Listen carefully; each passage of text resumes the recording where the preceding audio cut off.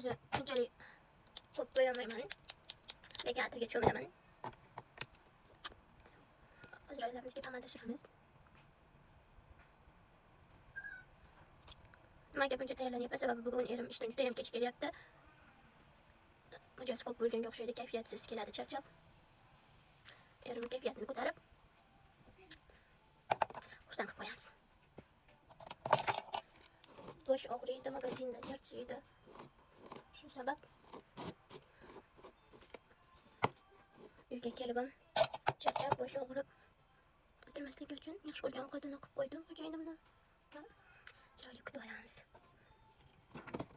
O'zi ertalab bo'yangandim, sal-pal. O'zi ko'p bo'yamayman. Uncha yoqtirmayman ko'p bo'yanishni.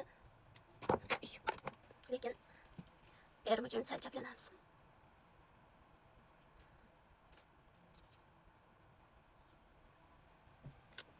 Kiprigimni ertalab ekib o'zim. Ko'pchilik so'raydi, kiprik ektirganmisiz deb. Kiprik ektirmayman. O'zim uyda bir kunlik kiprik yopishtirib olaman. Chiroyli kiprik ektirib yurmayman.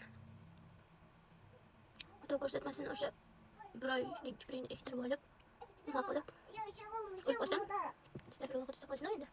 Xudoni oldiga borib nima javob beraman keyin.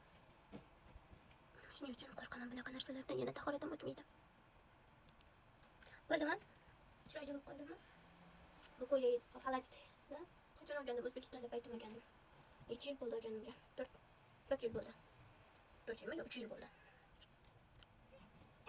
Kачествоsi yaxshi ekanda, turmushga chiqqanimda 1 yildan keyin olgandim. Uyda kiyishga hali ham kiyaman. Koreyaga olib kelganman yaxshi bo'lgani uchun.